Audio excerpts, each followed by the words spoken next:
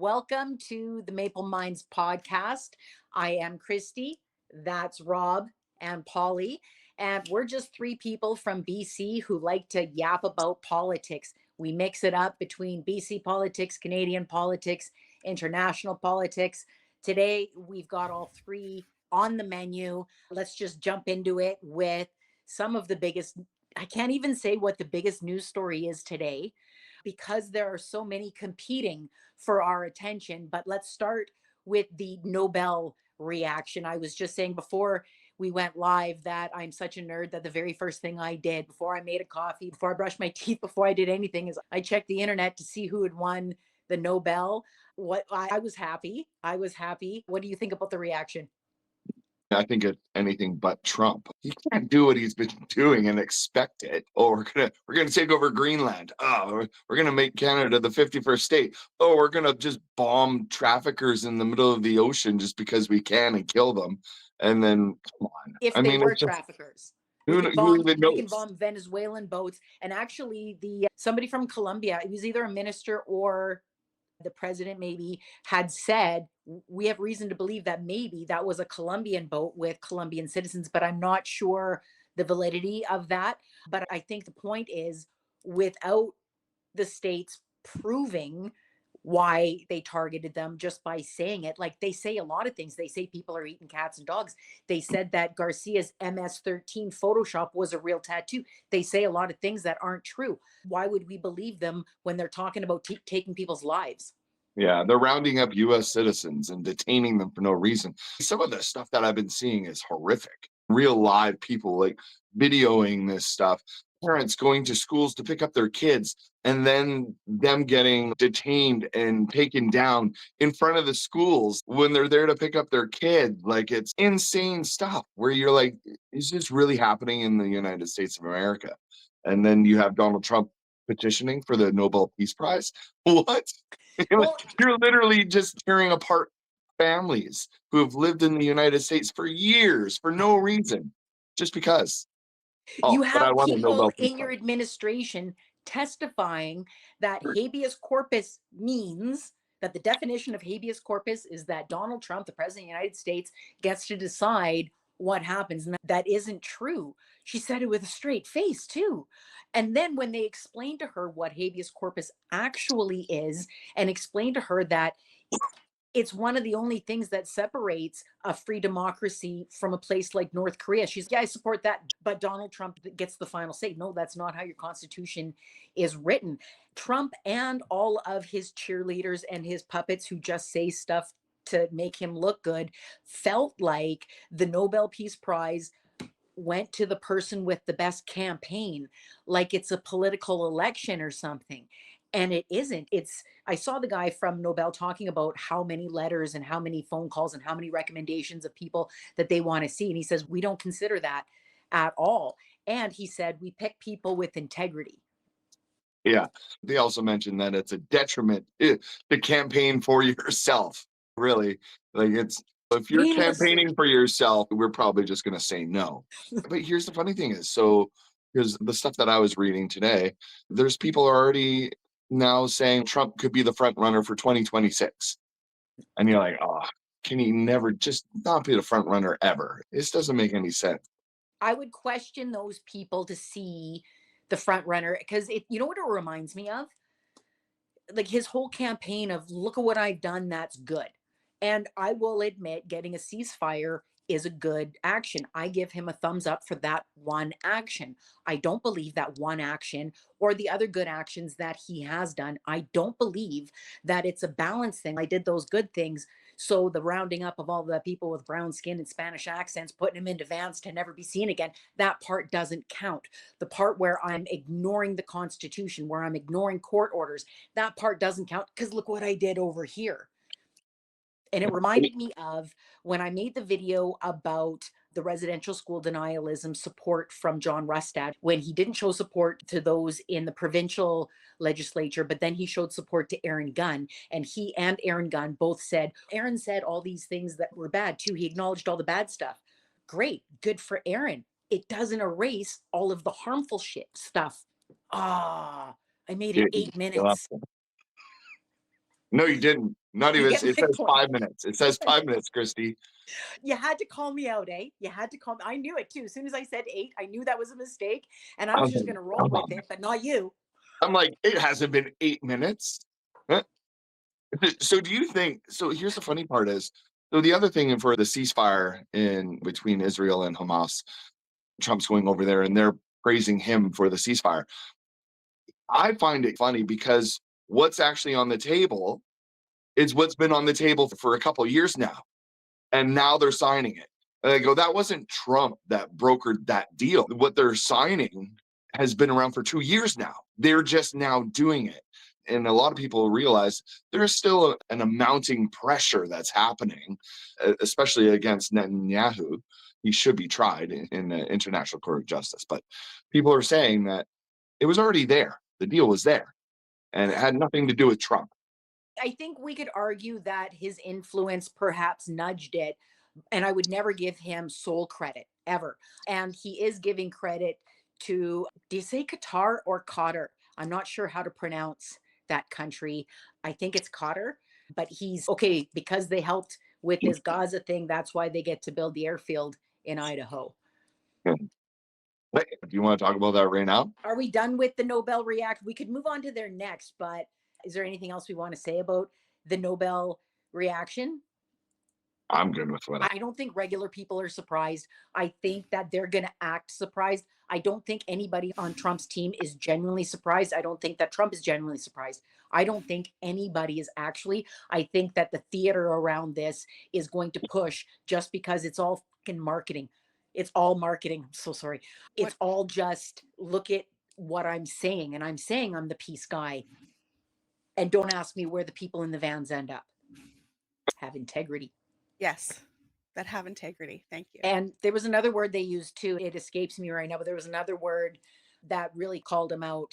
He doesn't have integrity. Come on, man. This guy's got 34 felony convictions for lying. I have the video. It's 1 minute. Would you like to watch it? Yes.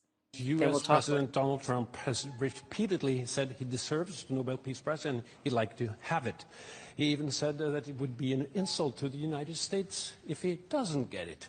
What does as the chairman of the Nobel Peace Prize Committee, think of this, and how has this campaign-like activity by the president and his supporters domestically and internationally affected the deliberations and the thinking in the committee? In the long history of the Nobel Peace Prize, I think this committee have seen any type of campaign, media attention. We receive thousands and thousands of letters every year of people wanting to say what for them leads to peace.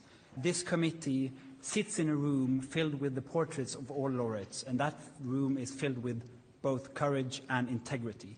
So we base only our decision on the work and the will of Alfred Nobel. So the other word that I was missing was courage.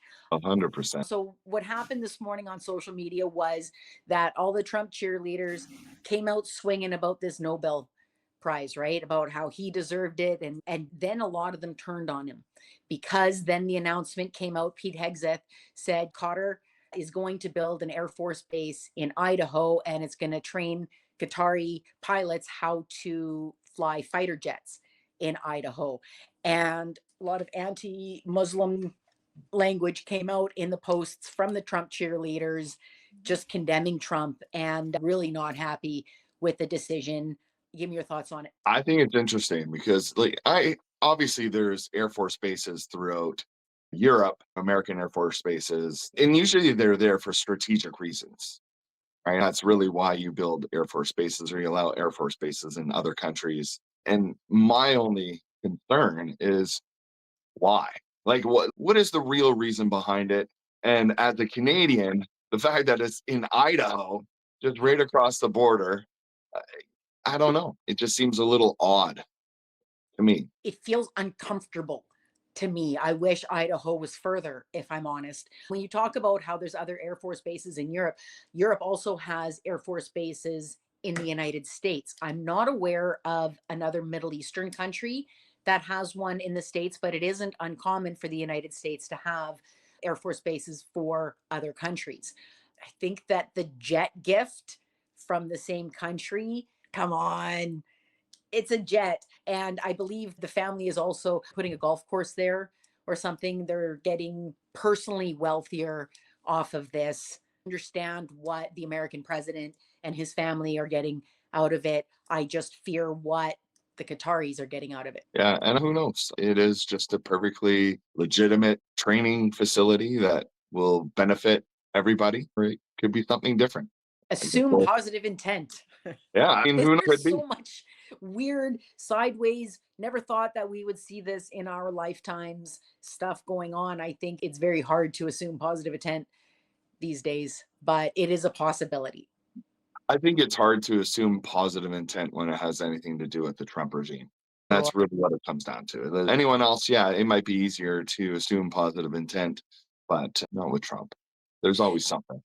There's always something happening and a reason for it in the background that's nefarious. It's just not right. I will also say that with everything that's going on in the States today, too, I haven't heard the word Epstein yet. It's a great distraction, right? Take a step back and think of how much has happened since the Epstein files have been like being pounded. Let's see them. Let's see them. And the amount of craziness that the Trump regime, and I'm going to keep calling it a regime, has been doing to really distract the entire country and the world. It's been insane. It's nonstop. It literally is. Every day there's something new that they're just.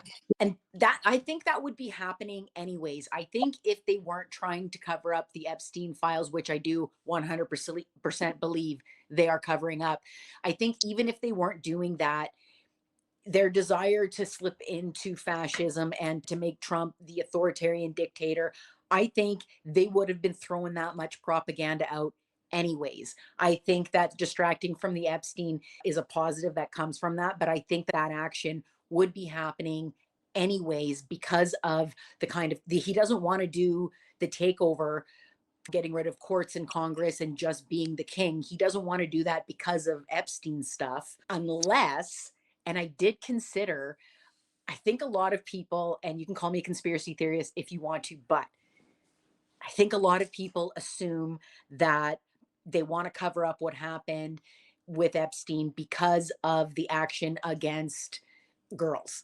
I believe that it might be more than that. Not just that, they're probably covering up. That's where they've been planning this for a long time, longer before 2016 when he started running. When you see the names on the list, Steve Bannon, Peter Thiel, I'm just saying it's possible. Should I get my tinfoil hat?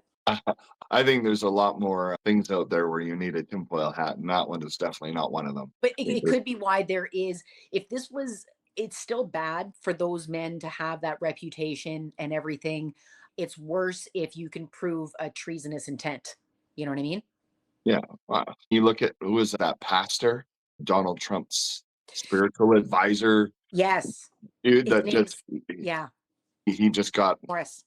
charged and he admitted guilt. He admitted guilt. So that, come on. Yeah. Come on, everybody. I know. Seriously. They're everywhere. They're everywhere in that whole mega world. If Yeah. you're part of mega and you're like a middle-aged older man, guaranteed, but people gotta start looking. They gotta start looking. Guaranteed you are part of the demographic that is most likely to be. Yeah. Doesn't mean Yeah. guaranteed you are, but it No. means you're in that demographic.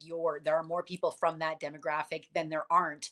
And all of the projection of it's the teachers, it's the drag queens, and you see it on these social media, and then you see this guy's name in the headlines getting arrested for the stuff that he's trying to say, go look over there so you're not looking at me. Yeah, exactly. I don't know, it's pretty sad. It's pretty sad. I really hope people start waking up and they start realizing what's really happening. So do I.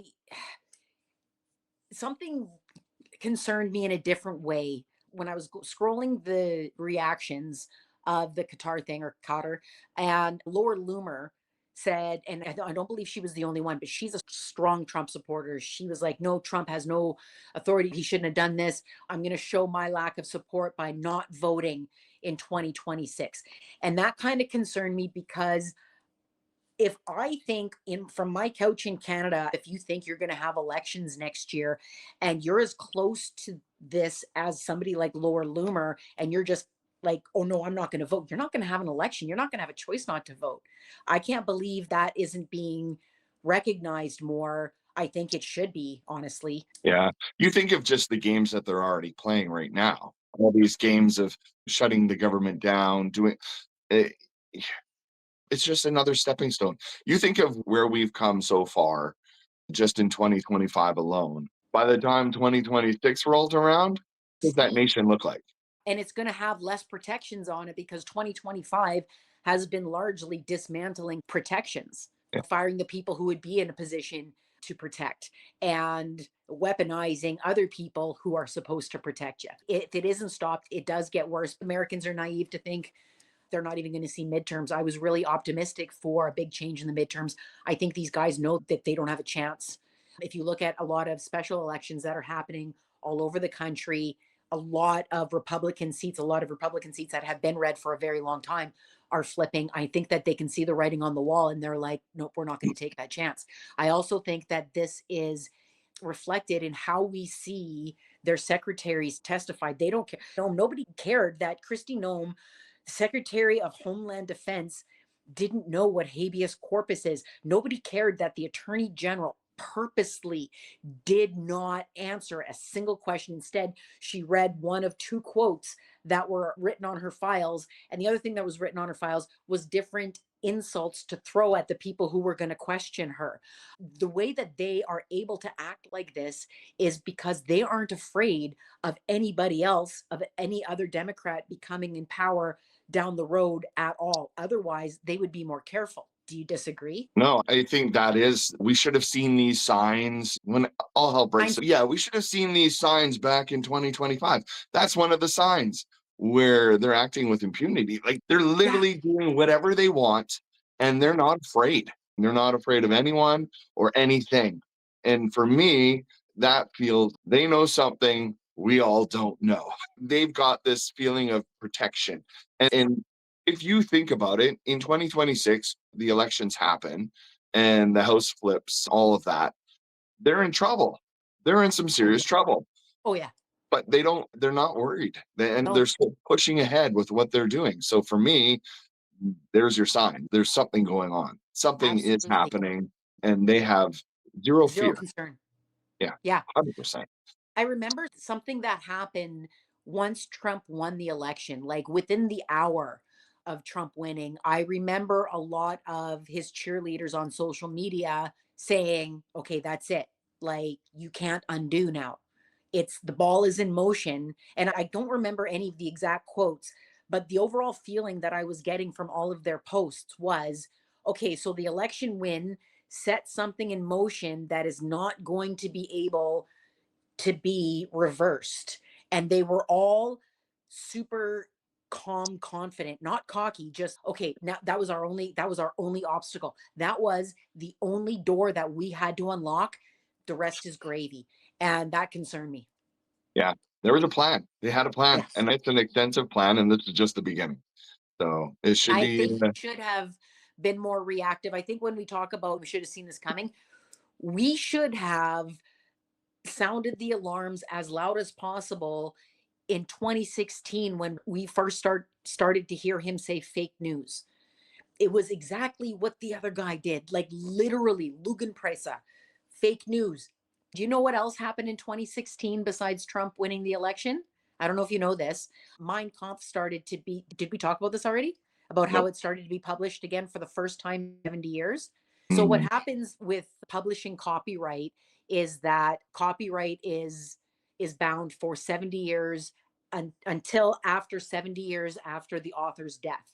So the state of Bavaria took over the copyright so that nobody else was able to print Hitler's memoir and his really is blueprint for fascism. Chapter 9 propaganda, if you have a chance to do the Coles Notes version, just saying, very relevant to what's happening today. So in 2016, January 1st, 2016, the copyright runs out and they sold out immediately. I was dismayed at the demand for it. But after 70 years of telling people, oh, this is forbidden to read, I guess curiosity. I'm somebody who doesn't believe that censoring is the answer. I believe that challenging is the answer, but we're going to get off topic if we go there. We should get back to politics. yeah. You know what the interesting part is, and going to international politics, is the elections that happened in the UK and in France have all gone center left, and it wasn't expected. So there's now this growing sentiment out there that because of what's actually happening in the United States, a lot of other countries are responding in their elections, go away from the right because they're worried. Especially the one in France was odd to them because I guess it was at the conservative group was supposed to win. Yeah. And apparently after the first little bit, they're in third. So Yeah. they weren't even challenging. So I don't know. There's some glimmer of hope in the But world. the push, like this is their shot. This isn't subtle anymore. They're at full, I hope, full push. I hope it doesn't get harder than this. I fear that it does, but it's coming from like everywhere. And I remember when I was in New Zealand in 2018, we were having dinner with this couple and politics comes up. It doesn't matter where you travel in the world. When you sound like this, somebody comes up in American and then you talk about ever since 2016, Trump comes up. Every single country I've been at, and it comes up quickly.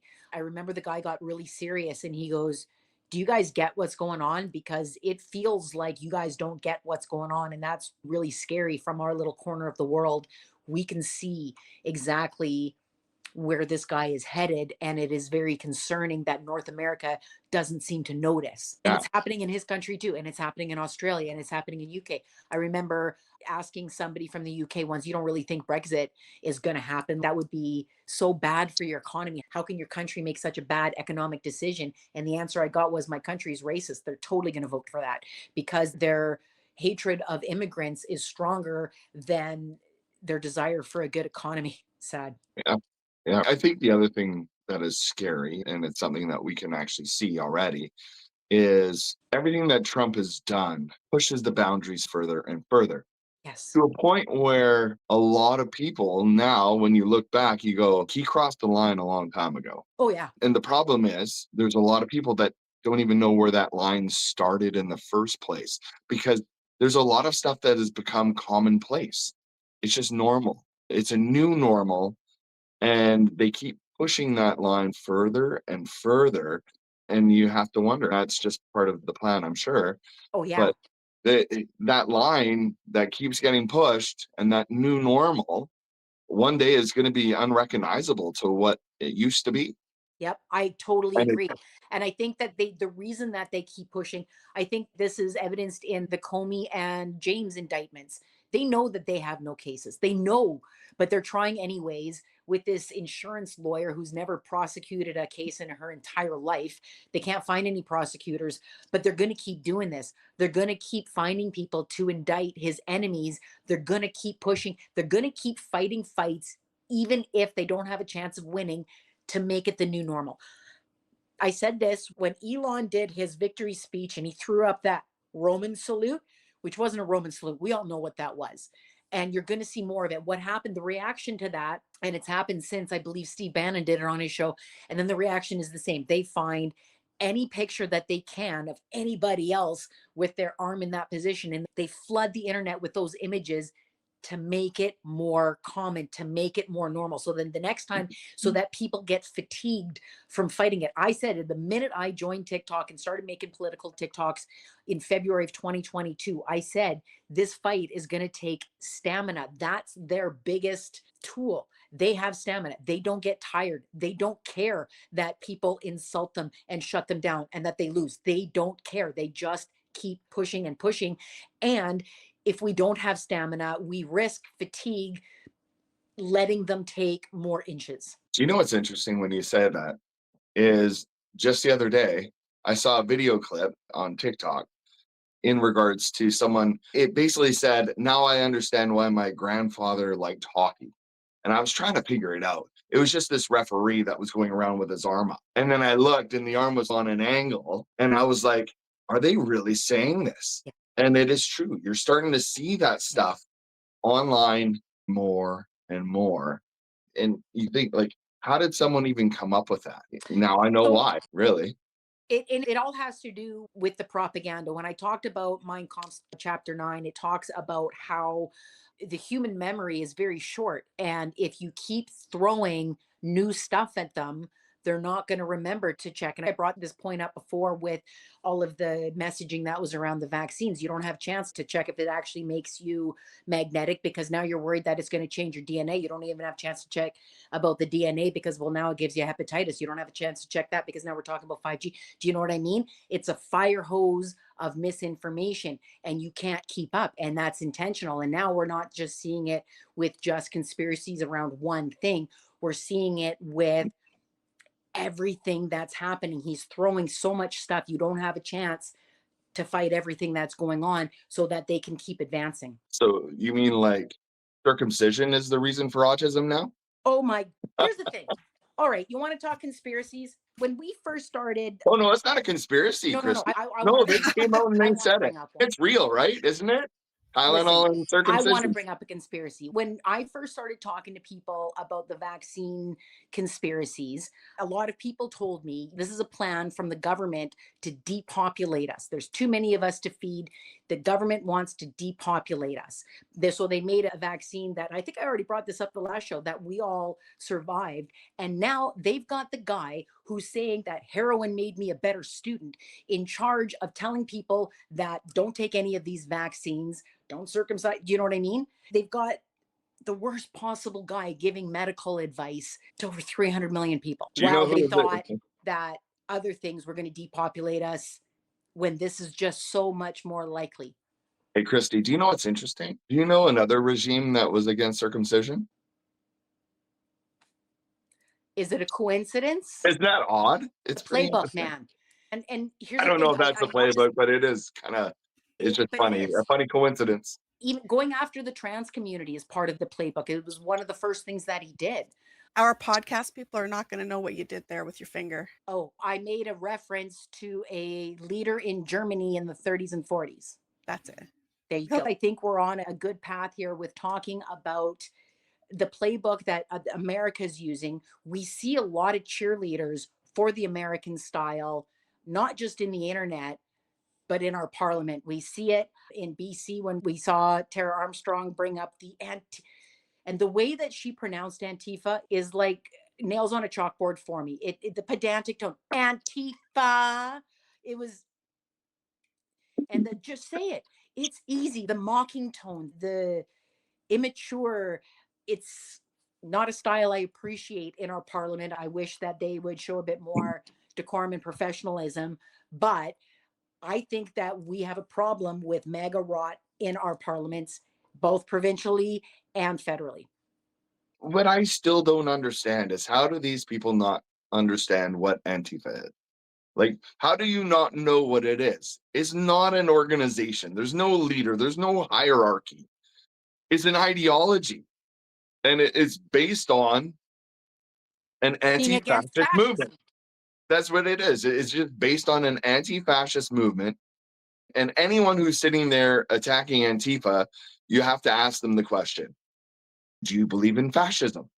And if they say yes, then it makes sense. And if they say no, then you're part of Antifa. You really are. That's what Yeah. it is. That's what If the you're movement against is. fascism, you're anti-fascism. Antifa just means anti-fascism. But what they're doing by making a boogeyman out of Antifa, they're sending a message. The bad guys are the ones that are trying to stop fascism, which just means that fascism is going to come a little bit quicker now. Mm-hmm. Yeah. I have the clip. When you're ready, let me know. Yeah. Here's the thing is, I get the Trump regime doing it. Because they are fascists. We see it. We see exactly what's happening. So I totally understand them attacking them and trying to make a boogeyman out of them. But in Canadian politics, for a Canadian politician to turn around and continue that narrative when it's not true, like I'm baffled. Yeah, we definitely need to see that clip because that's, for anyone who hasn't seen it, it's disturbing to me. I find it disturbing. So here's the thing, and I just want to say this before we watch the clip. And I brought this up with Trump before, and you called BS on me and said, "No way, Trump knows that he's lying about the tariffs." Because I'm like, is it possible that this guy has just been convinced by somebody else that the other countries pay it, and you're like, no, he knows he's lying. Is it possible that the Dallas Brodies and the Tara Armstrongs of our politics truly believe? Are they drunk on the Kool-Aid of this alternative reality that MAGA has created? And they do believe that there is this secret group of Antifa that's funded by the WEF who wants to make us have nothing and like it. And do you know what I mean? Do they believe the BS, or are they just helping enable it? Roll the clip and let's see what you think. So I'm playing it from this one because I think she edited out the claps, which I think is almost the funniest part. The funniest part is the claps, because it's only one clap. And we know it's Brody. Okay, go ahead. Rebel News shouldn't be allowed to be called Rebel News. Rebel News should only be allowed to be called Rebel. They should not be allowed to have news in their name. Same with Fox. I'll die on that hill. Last night, the United States announced it would classify Antifa as a foreign terrorist organization. Antifa members are inciting and perpetrating violence in the United States, Canada, and around the world. Charlie Kirk's assassin was Antifa, and Antifa members celebrated his murder. Popular Antifa mouthpieces like Hassan Piker are openly calling for conservatives to be murdered, including a sitting U.S. senator. In Montreal, Antifa members brutally assaulted and broke the arm of Billboard Chris, who was 1BC's esteemed guest here yesterday in the legislature. In Vancouver, last Saturday, Antifa members marched in a demonstration with Sammy Doon, a listed terrorist organization. They wore masks, dressed in black, and flew the Antifa flag to intimidate the public. So my question to the Attorney General is simple. Will she, right now, right here in this House, condemn Antifa? Attorney General.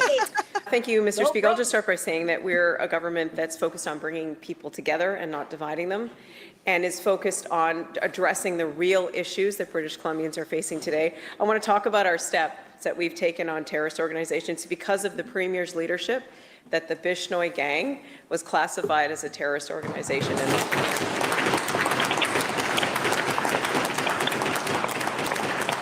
An example of a real issue that we're addressing that British Columbians are experiencing right now, and we'll keep doing that. Thank you, Mr. Speaker. Member supplemental. With all due respect, Mr. Speaker, my question was not about that. My question was about Antifa, a decentralized leftist organization like neo-Nazis on the right, which should be very easy to condemn. I personally condemn both Antifa and neo-Nazis. Mr. Speaker, why won't the Attorney General say the words, "It's easy. I condemn Antifa"?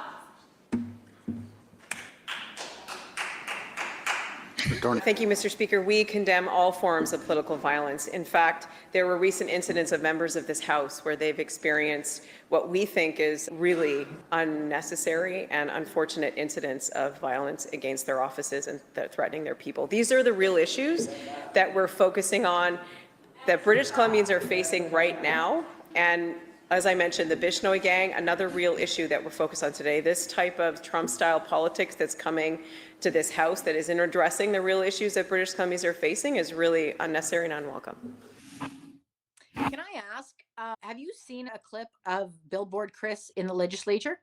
I knew he was going to be a guest. I don't think he should have been. I think that guy is, did you know his wife's a teacher? I'm just saying, this guy who spent a lot of time protesting schools against teachers, the guy's married to a teacher. Just saying. Wow. Hypocrite. I think I just have pictures of him in there. Yeah, I don't. Anyways, what do you think? Do you think that she believes it, or she's just somebody who is helping that movement inch forward? I honestly don't know. I honestly don't know. I almost don't even want to talk about it because it's just so frustrating, and it's actually angering in a way to think that this person is standing up talking like that in the BC legislature. I'm like, we do have real issues. Yeah. Real issues. And that are being dealt with. Antifa is not an issue for us. I love the fact that there was at least one person. It was Dallas Brody, the other member. I think they have 3 members in the one BC party because they keep getting kicked out of the Conservative Party. We do need to dispel what she said about Charlie Kirk, though. Yeah, it hasn't been proven. It But here's hasn't been proven that he was Antifa. He was an unregistered voter. There was the things that were engraved on the bullet casings or whatever were video game references.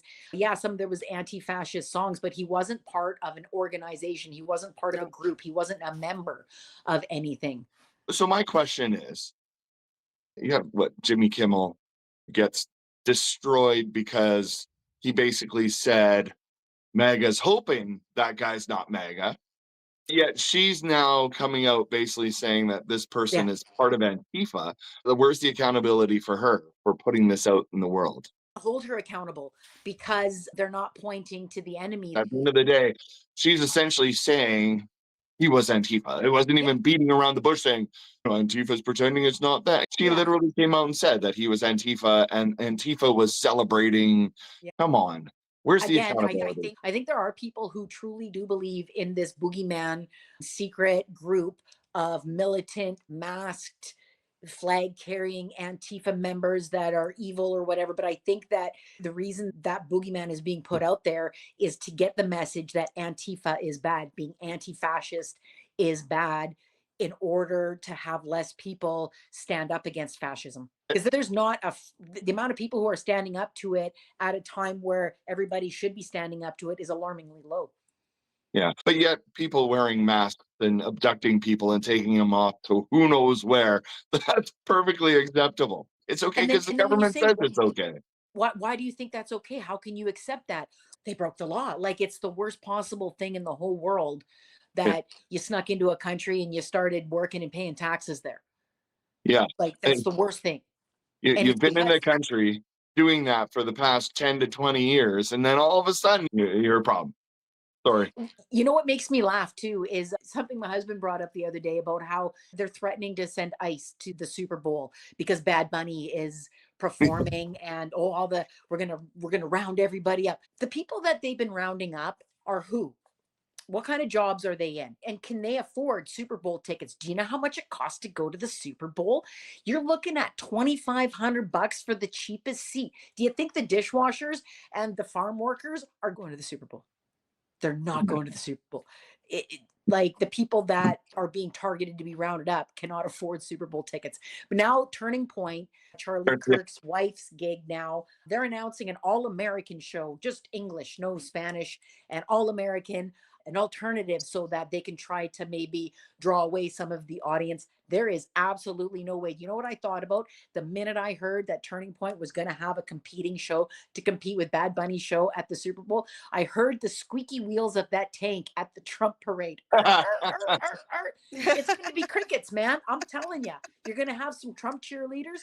Nobody's watching that thing over the Bad Bunny. Everybody's going to want to see his message. When you consider the political message from last year's Super Bowl show, I think it's going to be stronger this year. I hope it is. I've never watched Bad Bunny. I don't know who Bad Bunny is, but now I want to watch him more. Actually, you know what? My favorite thing about Bad Bunny is Happy Gilmore 2. Yes. He was so good. He was so good. He was in Happy Gilmore 2.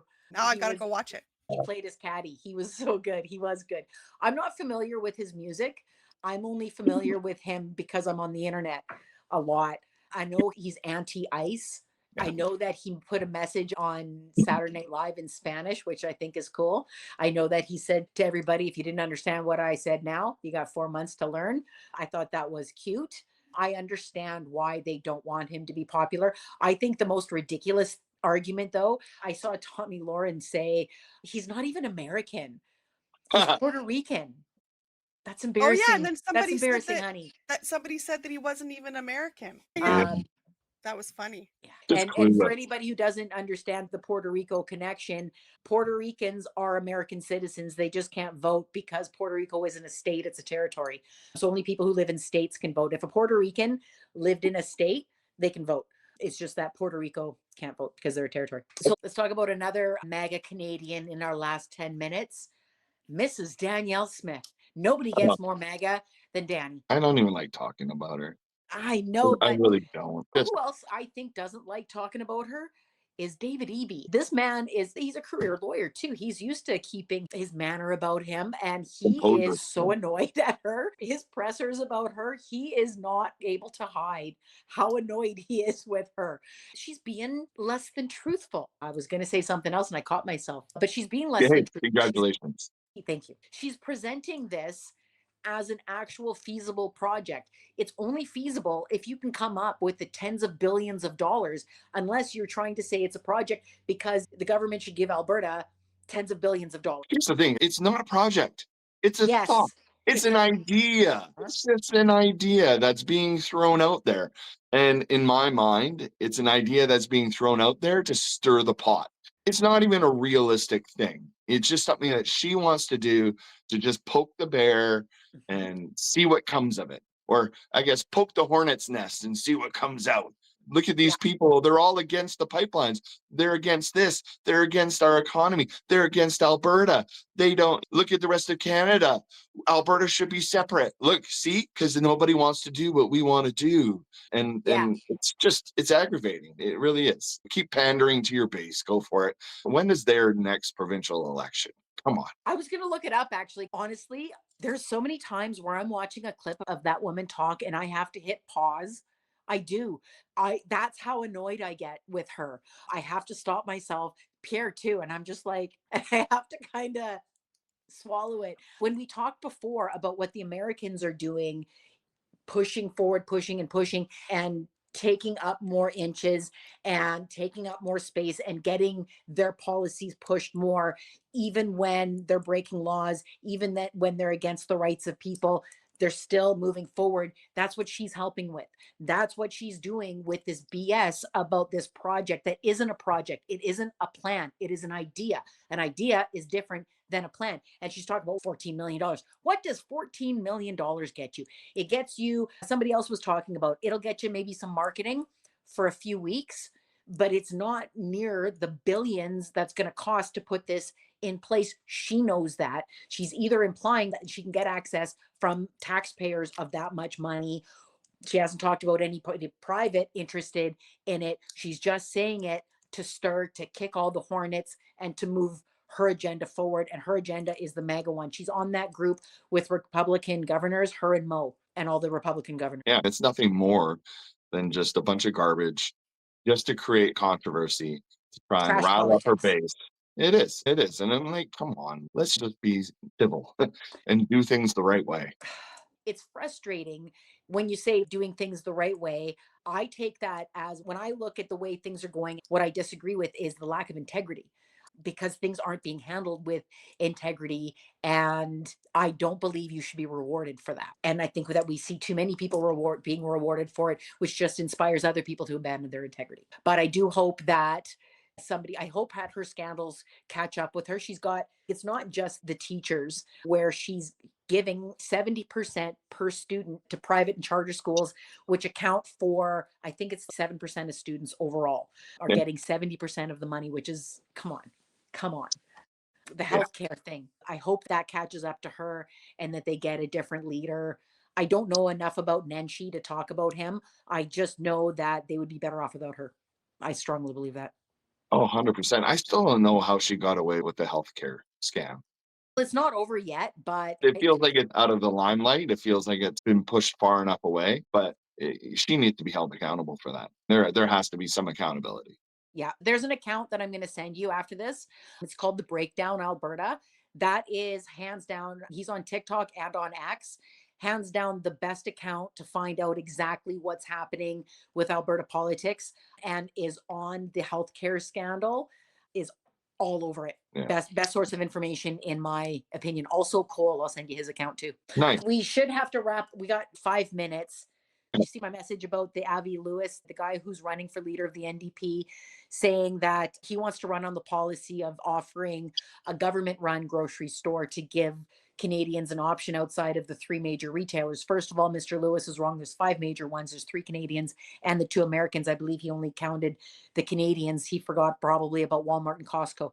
But he wants to offer a government store for not food that doesn't take a profit, Doesn't say how he's going to do it, but he believes that this is a policy he can win on. What do you think? In 4 minutes or less. Oh my goodness. You know what? Honestly, it would be interesting. I think if you have a government run grocery store that is going to basically be a nonprofit, get rid of, not have a CEO making tens of millions of dollars, you could lower those grocery prices to a decent level. You could almost sell them for at cost. You're not going to need a 20 to 40% markup on anything. Keep the lights on. So by So doing that, when keeping the lights on, there is a certain cost to selling food. So yeah, they would have to, that's what I'm if they're saying. truly not going to take a profit on it, they have to figure out how much to mark it up to pay for all the labor, to pay for the refrigeration, to pay for the, even if they get crown land for Yeah. free in order to build these stores, there's still the costs involved. And would they just take over the stores, or would they also take over transportation and DCs, too, distribution centers? Would they take over all of the supply chain, or just the end part that the customer sees? And how much are they willing to initially invest in that from taxpayer dollars until they're getting some? And you'd have to find the sweet spot of how much to mark food up, because Canadians, I don't believe, are going to trade off that, okay, I'll get my groceries for cheaper, but I got to pay a whole bunch of more taxes in order to pay for, I don't know what the sweet spot would be. I don't think it would actually cost a lot of money to get it set up. I think if you started a few grocery stores in some major centers, I don't think the cost would be as high as what we might think it would be, especially if you're going bare minimum. Yeah, would you need to set up your own DCs? Would you need to set up your own transportation? But therein would create more jobs, essentially more government jobs, maybe. And obviously, you can look at it, it's going to make money as long as that money goes back into the infrastructure, maybe building more grocery stores, doing things. I think anything that can compete down in the United States, the one thing is there's a ton of competition. So it drives pricing down. Right now in Canada, there isn't a lot of Guys, competition. five That's it. guys, three Yeah. And we're not talking Canadians, about the burgers two and fries. Americans. Yeah. That's it. Yeah. What do you think about a membership scheme? People become members. Like Co-ops. I They would have co-ops. I don't believe that as many Canadians are aware of co-ops as an option to one of the major five, because they're not talked about. They're never talked about in media, whereas the other grocers are always talked about in media, out of sight, out of mind. I agree that competition is the answer. That's what I would predict. If I'm in charge of the government, instead of making my own stores, I would just bring in more competition, and I would give the Competition Bureau some teeth and some spine, and I wouldn't let them allow the bigger guys to keep gobbling up the smaller guys so that they can get even bigger, so that we're only five guys, because eventually then it's going to be only four guys, and then only three guys, and so on. Yeah. It's funny that you touched on that because honestly, before even thinking of a government owned and run grocery empire, I would look at, say, like a company like Aldi, letting Yes. Aldi come into Canada. They've got And incredible they would, pricing. competition is what gets retailers to lower their retail, because they don't want to lose market share to the guy who's cheaper. Yeah. That's what I think. Anyway, Yeah. it's 1 o'clock. We have to run on this busy day. Thanksgiving. See you Okay. later. And subscribe to our YouTube and follow our TikTok page. Yes, please.